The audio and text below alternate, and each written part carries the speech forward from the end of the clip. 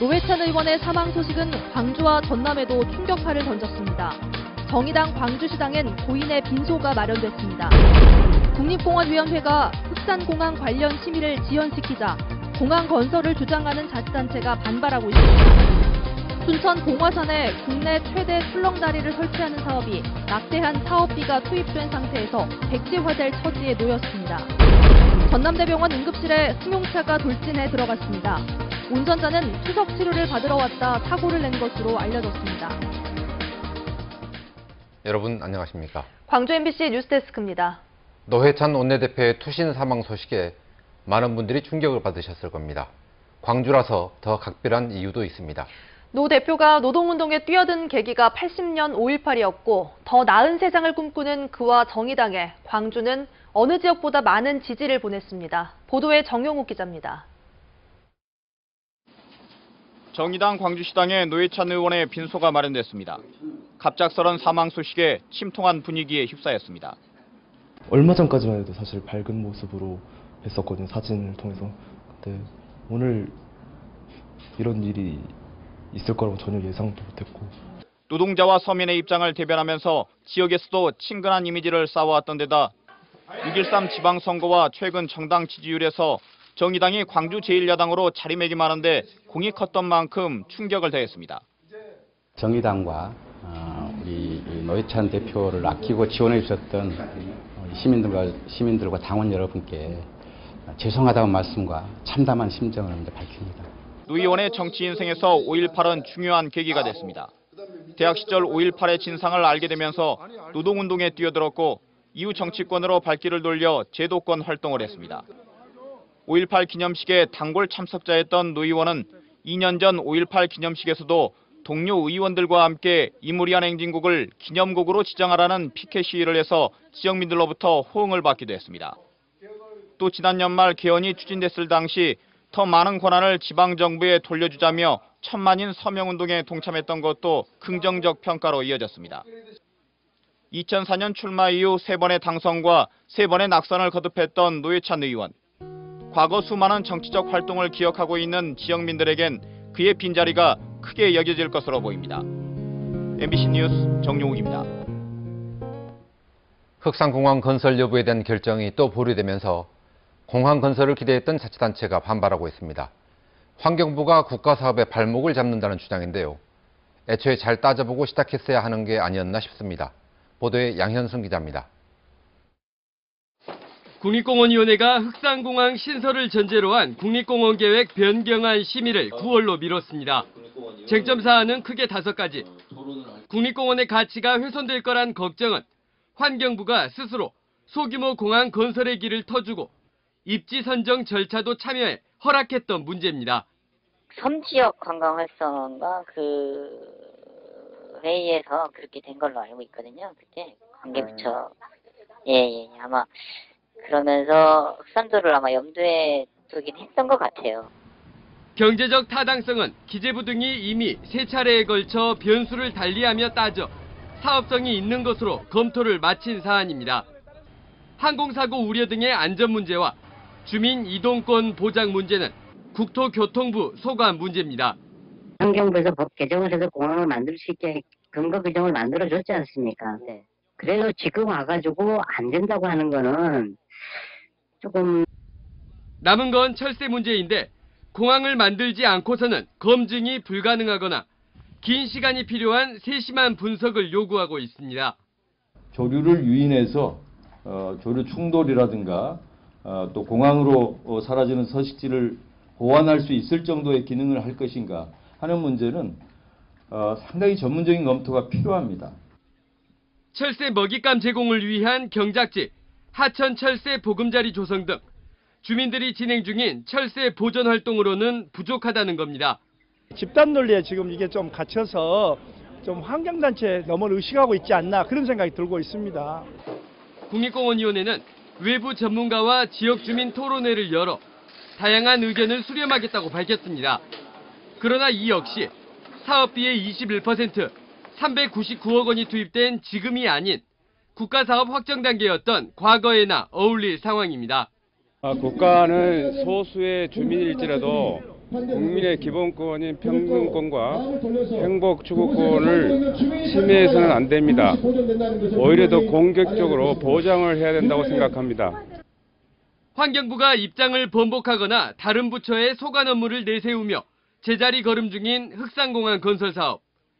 설득력이 부족하다면서도 보완해야 할 사업 계획을 추가로 요구하지는 않을 것이라는 국립공원위원회 입장 역시 국가 사업에 대한 신뢰감을 떨어뜨리고 있다는 지적입니다. MBC 뉴스 양혜승입니다. 자치단체들이 마치 유행처럼 출렁다리를 놓고 있습니다. 관광 자원을 만들기 위한가라는데 경쟁적으로 설치하다 보니 문제도 드러나고 있습니다. 박광수 기자가 취재했습니다. 순천 봉화산 고를 잇는 국내 최장 184m 길이 출렁다리를 만들겠다. 논란 속 25억짜리 건설 사업에 감사원이 전격 실지 감사를 진행한 건 지난주였습니다. 감사원은 투자 심사를 받기도 전에 예산을 편성하고 집행한 점과 공원 조성 계획 변경 고시와 실시 계획 인가 등 필수 행정 절차를 이행하지 않은 부분 등을 지적하고 나섰습니다. 특히 수의계약 대상이 아닌 업체에 케이블 제작과 설치를 임의로 맡기고 면허가 없는 업체 시공까지 계약한 부분 등 심각한 하자까지 거론된 것으로 알려졌습니다. 시민단체가 제기한 지적들과 같은 맥락의 문제점이 재확인된 겁니다. 생태도시의 정체성에 맞게 사업을 전면 취소하고 불투명한 사제 수의 계획에 대해서는 수사 의뢰하는 것이 바람직합니다. 사정이 이렇다 보니 시 당국도 대안을 검토 중이지만 전면 백지화에는 난색을 표하고 있습니다. 출렁다리 가설이 예정됐던 곳입니다. 아직 외견상 공사는 시작되지 않았지만 일부 토지 매입과 케이블 제작에 이미 사업비 상당액이 투입된 상태입니다. 현재 12억 원 안팎의 사업이 진행됐고 6억여 원은 이미 선금으로 지급됐다며 가설 위치를 바꾸는 수준의 방안을 모색하는 분위기입니다. 자재는 제작이 되어 있는데요. 거기 위치에 따라서 그 자재를 그대로 또 활용할 예정입니다. 하지만 시민단체들은 사업 위반의 배경에서부터 절차적 투명성에까지 철저한 규명을 요구하고 있어 감사 결과 발표 이후 사업 전반에 적지 않은 진통이 예상됩니다. MBC 뉴스 박광수입니다.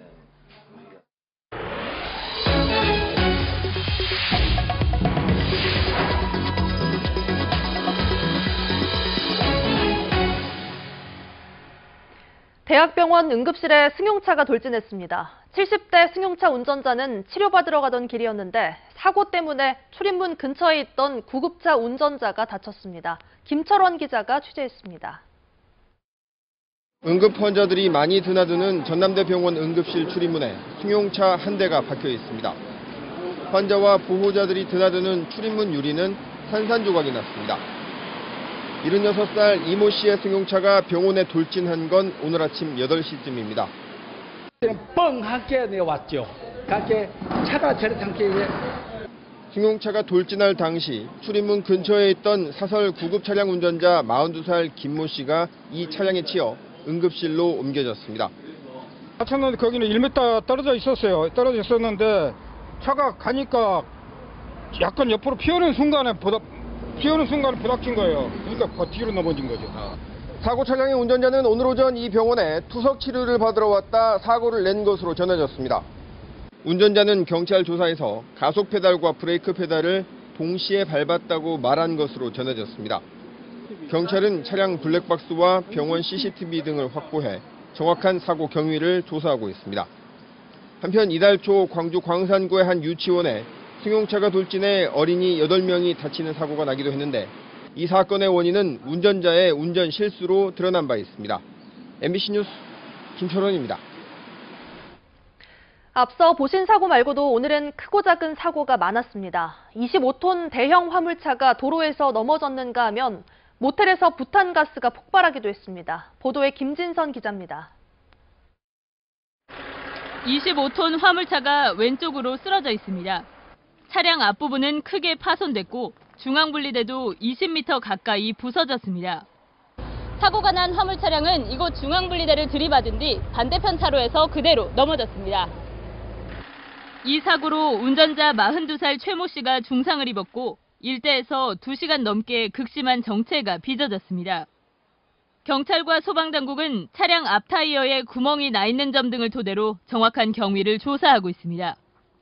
저게 지금 압착이 된 상태이기 때문에 굉장히 저게 지금 드러내기가 상당히 힘들고 지금 현재 상태에서 보시다시피 카고 크레인을 이렇게 이용을 해서 저희들이 탈출구를 만들어서 오늘 오전 8시 15분쯤 목포시 남교동의 한 모텔 3층 객실에서 투숙객 52살 문모 씨가 캠핑용품으로 음식을 조리하던 중 부탄가스가 폭발해 문 씨가 화상을 입었습니다. 오늘 오전 6시 30분쯤 목포 달리도 앞 해상에서 승객 등 52명이 탄 216톤급 차도선 신한농협 페리 7호가 마주오던 선박을 피하려다 갯벌에 얹히는 사고가 발생했습니다. 다행히 인명피해와 해양 오염은 없었지만 여객선 바닥의 훼손 정도를 살피기 위한 안전점검이 목포 북항에서 이루어지고 있습니다. MBC 뉴스 김진선입니다. 지난 일주일 사이에 광주 전남의 온열질 환자가 급증했습니다. 질병관리본부에 따르면 올해 광주 전남에서 발생한 온열질 환자는 모두 141명으로 이 가운데 절반이 넘는 78명이 지난 15일부터 21일 사이에 발생했습니다. 또 폭염이 일찍 시작되면서 광주 전남의 온열질 환자 수도 지난해 같은 기간보다 52% 늘어난 것으로 집계됐습니다. 기아자동차 노동조합이 올해 임금 단체 협상과 관련해 내일부터 이틀 동안 파업 찬반 투표를 실시합니다. 기아차 노조는 사측과 4차례 임단협 본교섭을 진행했지만 합의점을 찾지 못해 중앙노동위원회에 쟁의 조정을 신청하고 내일 광주와 화성 등 5개 지회별로 파업 찬반 투표에 들어간다고 밝혔습니다. 기아차 노조는 임단협에서 기본급 5.1% 인상과 지난해 영업이익의 30% 지급 등을 사측에 요구했습니다. 민선 7기 광주시 조직 개편안이 광주시 본회의를 통과했습니다. 광주시 의회는 오늘 열린 본회의에서 광주시 공무원 정원을 146명 늘리고 광주시 조직을 사실 6국, 3본부 62과로 확대하는 개편안을 원안대로 통과시켰습니다. 이에 따라 일자리 경제국이 일자리 경제실로 확대되고 광주형 일자리 업무와 일자리 정책과를 통합한 일자리 노동정책관이 신설되는 등 일자리 관련 기능이 강화됐습니다. 한편 광주시 의회는 오늘 본회의에서 상임위원장 선출을 마무리 짓고 개원 3주 만에 원 구성을 마쳤습니다. 광주 본부세관은 오는 9월 7일부터 11월 11일까지 열리는 광주 비엔날레에 보세 전시장을 특별 허가했습니다. 보세 전시장은 박람회와 전시회 등을 위해 외국 물품을 장치 사용할 수 있도록 세관장이 특별히 허락한 구역을 말합니다. 이에 따라 광주 비엔날레 전시실과 국립아시아문화전당 전시실에 전시하기 위해 외국에서 반입되는 작품 등은 수입 신고 절차 없이 반입 신고로만 절차가 간소화되고 전시회가 끝난 후 다시 외국으로 반출하게 됩니다. 국토교통부가 남해안 전망 명소 20곳을 선정해서 발표했습니다. 남해안 전망 명소에는 고흥 우주발사 전망대와 순천 와온 해변 등이 선정됐습니다.